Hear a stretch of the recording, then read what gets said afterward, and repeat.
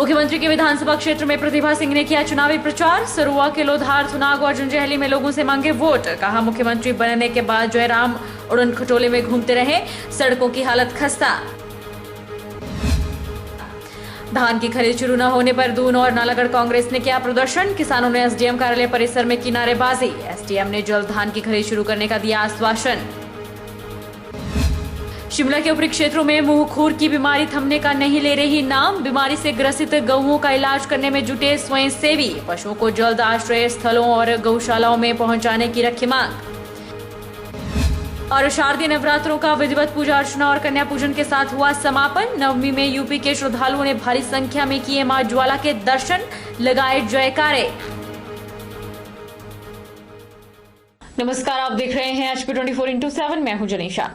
मंडी Lok Sabha seat पर हो रहे उपचुनाव को जीतने के लिए प्रत्याशी कोई कसर नहीं छोड़ना चाहते हैं और इसके लिए भाजपा और कांग्रेस चुनावी प्रचार में जुटे हुए हैं। आज भाजपा और कांग्रेस ने एक ही विधानसभा क्षेत्र में जाकर चुनावी प्रचार किया। एक और जहां मुख्यमंत्री जयराम ठाकुर ने भाजपा प्रत्याशी के पक्ष में अपने विधानसभा क्षेत्र में वोट मांगे, वहीं कांग्रेस प्रत्याशी प्रतिभा सिंह ने भी मुख्यमंत्री जयराम ठाकुर के विधानसभा क्षेत्र में जाकर चुनावी प्रचार किया और लोगों से वोट मांगे। मंडी संसदीय क्षेत्र से चुनाव लड़ रही कांग्रेस प्रत्याशी प्रतिभा सिंह ने आज सराज विधानसभा क्षेत्र के विभिन्न क्षेत्रों के सरोआ, केलोधार, थुनाग और जंजैहली में चुनावी जनसभाओं को संबोधित करते हुए प्रतिभा सिंह ने कहा कि सराज क्षेत्र का विकास वीरभद्र सिंह की देन रहा है। खुद मुख्यमंत्री जयराम ठाकुर भी इस बात को मानते थे कि उनके चुनाव क्षेत्र का विकास पूर्व मुख्यमंत्री वीरभद्र सिंह की ही देन है। उन्होंने कहा कि आज इस क्षेत्र में सड़कों की हालत खस्ता है, जिसे देखकर उन्हें बहुत दुख हुआ। मुख्यमंत्री बनने के बाद जयराम इन दिनों उड़न खटोले में ही घूमते हैं, इसलिए उन्हें लोगों की सड़कों की समस्याएं नजर नहीं आ रही। प्रतिभा सिंह ने कहा कि भाजपा इतिहास को बदलने का प्रयास कर रही है। रोहतांग सुरंग के निर्माण में कांग्रेस नेताओं का मुख्य योगदान रहा। कांग्रेस की राष्ट्रीय अध्यक्षा सोनिया गांधी की शिलान्यास पट्टिका तक को हटाकर भाजपा ने अपनी घटिया राजनीति और मानसिकता को प्रदर्शित किया है। जिला कांगड़ा के फतेहपुर में उपचुनावों को लेकर राजनीति माहौल गरमाया हुआ है। कांग्रेस प्रदेशाध्यक्ष कुलदीप राठौर ने परिवारवाद पर भाजपा को घेरते हुए कहा कि भाजपा को परिवारवाद पर बात नहीं करनी चाहिए, क्योंकि भाजपा में परिवारवाद के कई उदाहरण हैं। वीरवार को धर्मशाला में पत्रकार वार्ता के दौरान कांग्रेस प्रदेश अध्यक्ष कुलदीप राठौर ने कहा कि मुख्यमंत्री कहते हैं कि महंगाई कांग्रेस राज में भी बढ़ी थी। ऐसे में अगर सीएम के पास तथ्य हैं तो उन पर आधारित महंगाई पर बात करें। प्रदेश में बढ़ रहे नशे के कारोबार पर राठौर ने कहा कि पुलिस भी ऐसा मान रही है, लेकिन नशे की खेप कहां से आ रही, सरकार यह पता नहीं लगा पा रही है या पता लगाना नहीं चाहती। महंगाई, बेरोजगारी पर बात न करके सरकार जनता को मुद्दों से भटकाने का प्रयास कर रही है। 4 साल में सरकार ने कितनों को रोजगार दिया, यह तथ्य सरकार बताना नहीं चाहती। राठौर ने कहा कि चुनावी बेला में सीमेंट के दाम बढ़ जाते हैं। उन्होंने आशंका जताई कि कहीं सरकार सीमेंट कंपनियों से चुनाव के लिए चंदा तो नहीं लेती। राठौर ने कहा कि भाजपा खेमे में आजाद प्रत्याशियों ने हलचल मचा दी है। जुब्बल कोटखाई से चेतन बरागटा को भाजपा बिठा नहीं पाई। वहीं फतेहपुर में हालांकि भाजपा ने विरोध के स्वर दबाने का प्रयास किया, लेकिन विरोध की चिंगारी सुलग रही है। इसकी आग की लपटें भाजपा तक जरूर पहुंचेगी। पूरा देश और प्रदेश संकट के दौर से गुजर रहा है, लेकिन न तो केंद्र और न ही प्रदेश सरकार का कोई ध्यान इस पर नहीं है।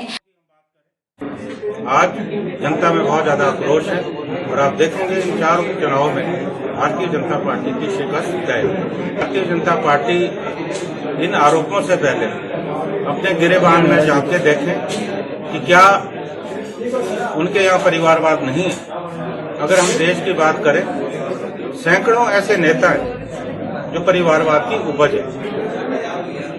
और अगर हिमाचल की हम बात करें, अनुराग ठाकुर, गोविंद ठाकुर, नरेंद्र ठाकुर, क्या ये तमाम परिवार से नहीं आते? अब इन्हें कांग्रेस का परिवारवाद नजर आता है, लेकिन जहां इनकी अपनी बात आए वहां ये जो है मौन व्रत धारण कर लेते। हिमाचल प्रदेश उपचुनावों की हॉट सीट फतेहपुर में आज कांग्रेस सह प्रभारी संजय दत्त पहुंचे। उन्होंने कार्यकर्ताओं के साथ चुनाव को लेकर बैठक की। बैठक के बाद पत्रकार वार्ता करते हुए प्रदेश के मुख्यमंत्री जयराम ठाकुर को संजय दत्त ने हवाई नेता करार दिया और भाजपा के कांग्रेस प्रचारक कन्हैया कुमार पर देशद्रोही होने के आरोपों का भी जवाब दिया। हिमाचल कांग्रेस सह प्रभारी संजय दत्त ने कहा कि जनता आज परेशान है, महंगाई बेरोजगारी बढ़ती जा रही है, लेकिन सरकार इसे मानने को तैयार नहीं है। जनता के बीच में भारी आक्रोश है, जिसका जवाब जनता चुनाव में भाजपा को देगी। उन्होंने मुख्यमंत्री को जवाब देते हुए कहा कि यह जनता तय करेगी कि मंडी किसकी है। जनता कांग्रेस को जिताकर मुख्यमंत्री को बता देगी कि मंडी किसकी है। उन्होंने केंद्र सरकार पर निशाना साधते हुए कहा कि केंद्र सरकार आज हर मोर्चे पर फेल है और यही वजह है कि जनता के बीच उनके प्रति भारी आक्रोश है। उन्होंने आरोप लगाया कि भाजपा बड़े बड़े दावे करती है कि वे परिवारवाद को बढ़ावा नहीं देते, लेकिन उनके कई सांसद और सांसदों के बेटे जो इस समय सत्ता की मौज लूट रहे हैं, परिवारवाद का जीता जागता सबूत है। संजय दत्त ने कहा कि आज प्रदेश में सड़कों की हालत दयनीय है, जिसमें मुख्यमंत्री की कोई गलती नहीं, क्योंकि सीएम तो हेलीकॉप्टर में घूमते हैं और वे हेलीपैड बनाने में व्यस्त हैं। सभी जगह के और इतने खराब रास्ते मैंने तो बिहार और उत्तर प्रदेश या दूसरे पिछड़े राज्य जो माने जाते हैं वहाँ पे भी नहीं देखे जो मैंने हाल यहाँ पे देखा। पर इसमें मैं मुख्यमंत्री जी को दोष नहीं देना चाहता, क्योंकि मुख्यमंत्री जी की प्रायोरिटी तो जगह जगह पे हेलीपैड बनाना है, क्योंकि वो जनता के बीच तो रहते नहीं और सड़कों पे सफ़र करते नहीं। वो तो हेलीकॉप्टर में ही हवाई नेता होने की वजह से हवा में ही घूमते रहते हैं। इसलिए जनता की तकलीफ क्या है उनको पता नहीं है। इस चुनाव में जब जनता उनको झटका देगी तब शायद उनकी आंखें खुलेगी। हिमाचल प्रदेश के शिमला जिला के ऊपरी क्षेत्रों में इन दिनों गौओं के मुंह खुर की बीमारी थमने का नाम नहीं ले रही है, जिस कारण सड़कों पर लावारिस छोड़े गए पशुओं की सीमित संसाधनों के चलते जवाबदेही इलाज करना संभव नहीं हो रहा। ऊपरी क्षेत्र में मुंह खुर की बीमारी से ग्रसित गौओं का इलाज करने में कुछ स्वयंसेवी महत्वपूर्ण भूमिका निभा रहे हैं। उनकी सरकार से मांग है कि ऐसे पशुओं को जल्द आश्रय स्थलों और गौशालों में पहुंचाया जाए। शिमला जिला के ऊपरी क्षेत्रों में इन दिनों गौओं के मुंह खुर की बीमारी थमने का नाम नहीं ले रही है, जिस कारण सड़कों पर लावारिस छोड़े गए पशुओं का सीमित संसाधनों के चलते जवाबदेही इलाज करना संभव नहीं हो रहा है। पशुपालन विभाग भी लगातार प्रयास कर रहा है कि ऐसे पशुओं का उपचार हो, लेकिन संबंधित क्षेत्रों की पंचायतों द्वारा किसी प्रकार का सहयोग न मिलने के पशुओं को पकड़ने और उन्हें देखने में दिक्कत आ रही है। धूप बारिश में पशु खुले में रहने से इलाज नहीं हो पा रहा। ऐसे में हालात को देखते हुए स्वयंसेवी लोग दिन रात अपनी जेब से पैसा लगाकर बीमार गौओं को दवाइयों से लेकर यथासंभव इलाज का प्रयास कर रहे हैं। उनका कहना है कि पशुपालन विभाग के पास ऐसे पशुओं के इलाज के लिए दवाएं नहीं है। सरकार दवाओं का जल्द व्यवस्था करे और इसके साथ साथ ऐसे पशुओं को गौशालाओं या अन्य आश्रय स्थलों पर भेजने का प्रयास किया जाए। गौ सेवा में जुटे गौ सेवकों का कहना है कि वे काफी समय से गायों की सेवा में जुटे हैं। उन्होंने सरकार से अपील की कि पशुपालन विभाग की ओर से ऐसे पशुओं का जवाबदेही इलाज हो। उन्होंने बताया कि अब तक ऐसे बीमार 40 पशुओं का इलाज कर चुके हैं, फिर भी करीब 20 पशु इस बीमारी के कारण मर गए हैं।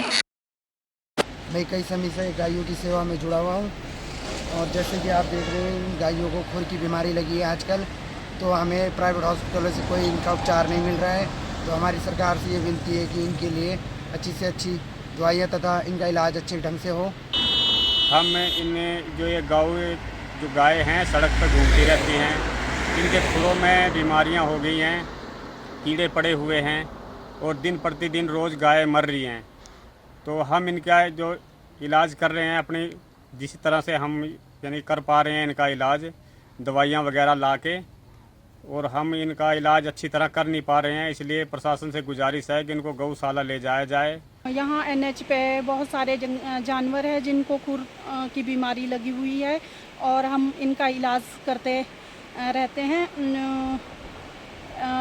हमारी सरकार से गुजारिश है कि इनको गौशाला में ले जाने की व्यवस्था की जाए और इलाज की भी व्यवस्था की जाए। दून और नालागढ़ ब्लॉक कांग्रेस इकाइयों ने धान की खरीद न होने पर धरना प्रदर्शन किया और सरकार और एफसीआई के खिलाफ जमकर नारेबाजी की। किसानों ने चेतावनी दी है कि अगर जल्द ही धान की खरीद शुरू नहीं हुई तो किसान आंदोलन को तेज कर देंगे। नालागढ़ ब्लॉक कार्यकर्ता लोक निर्माण विभाग रेस्ट हाउस में इकट्ठे हुए और वहां से बाजार में जुलूस निकाला और एसडीएम कार्यालय पहुंचे। एसडीएम कार्यालय के गेट पर धरना दिया गया। इस दौरान कार्यकर्ताओं ने सरकार और संबंधित विभाग के खिलाफ जमकर नारेबाजी भी की। विधायक लखविंदर सिंह राणा ने कहा कि प्रदेश और केंद्र सरकार किसानों की अनदेखी कर रही है। धान की खरीद को लेकर तारीख पर तारीख दे रही है, जिससे किसानों के खेतों में खड़ी फसल खराब हो गई है। जिन किसानों ने फसलें काट ली है वह भी काली पड़नी शुरू हो गई है। उन्होंने चेतावनी दी है कि अगर जल्द ही धान की खरीद शुरू नहीं हुई तो किसान आंदोलन को तेज कर देंगे। उन्होंने एसडीएम के माध्यम से सरकार के लिए ज्ञापन भी भेजा, जिसमें जल्द ही धान खरीद केंद्र शुरू करने की मांग की गई। साथ ही उन्होंने मलपुर में उद्योग विभाग के खाली पड़े गोदाम में दून की धान के खरीद केंद्र खोलने की मांग रखी है। एसडीएम नालागढ़ ने जल्द ही धान की खरीद शुरू करने का भी आश्वासन दिया है। आज हमें मजबूरन जो हमारी धान की फसल है, मेरे से पहले हम भी जो किसान जत्थेबंदियां थी उनको हमने पूरा सहयोग किया, पूरा समर्थन किया। उनके माध्यम से हमने कई धरने प्रदर्शन भी किए। हमारी जो जत्थेबंदियां उन्होंने काफ़ी प्रयास किया कि हमारी धान की फसल है वो उसको खरीदा जाए, लेकिन सरकार ने कोई परवाह नहीं की। सरकार बड़ी लेट कर रही है। लेकिन आज हमने ब्लॉक कांग्रेस की तरफ से हमारे जो कांग्रेस के कार्यकर्ता है प्लस जो हमारे यहाँ के किसान हैं उनकी तरफ से आज हम ज्ञापन मुख्यमंत्री को, राज्यपाल को एसडीएम के माध्यम से देने जा रहे हैं। क्योंकि किसान दिन रात खेत में मेहनत करता है, 6 महीनों की किसानों की मेहनत है। अगर उनके पूरे परिवार को देखा जाए तो उनके पूरे परिवार का खर्चा भी फसल बेचकर किसान के पल्ले नहीं पड़ता। लेकिन आज जो किसान की धान की फसल खेतों में रुड़ रही है, वो खराब हो रही है, उसको लेकर आज हम एक ज्ञापन एसडीएम के माध्यम से हम देने जा रहे हैं सर। परसों ताकि हमारे किसानों की जो ये फसल है इसकी खरीद 1-2 दिन में कल से शुरू होनी चाहिए, ताकि किसानों की जो फसल बर्बाद होने से बच सके। इसमें जो उनकी कोई डिमांड थी कि किसानों के लिए जो आज अनाज की जो खरीद है वो स्टार्ट की जाए, और जो कुछ प्रैक्टिकल दिक्कतें उनको लगा कि ऐसी समस्याएं हो सकती थी उनसे अवगत कराया और अपने ज्ञापन दिए उन्होंने। तो हमने उन्हें आश्वासन दिया कि उनकी हर समस्या का समाधान किया जाएगा, और एफसीआई की टीम और सब्जी मंडी के जो अधिकारियों की एपीएमसी की जो टीम है उनसे उनकी मुलाकात करवाई और उन्हें कहा कि आपस में सामंजस्य बनाकर एक दूसरे का सहयोग करें ताकि किसी प्रकार की कोई दिक्कत ना हो। रुकेंगे एक छोटे से ब्रेक के लिए।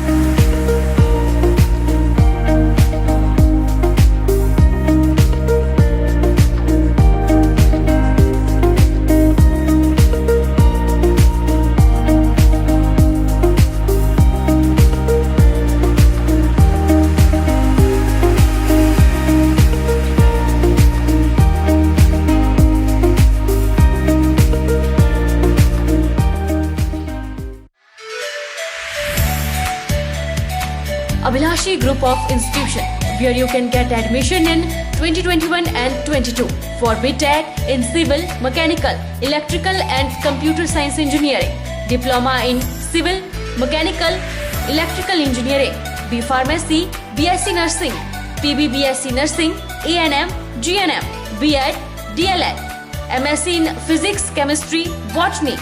For detailed inquiry, please contact Abhilashi Group of Institution, near Chowk, Tehsil Bal, District Mandi, Himachal Pradesh.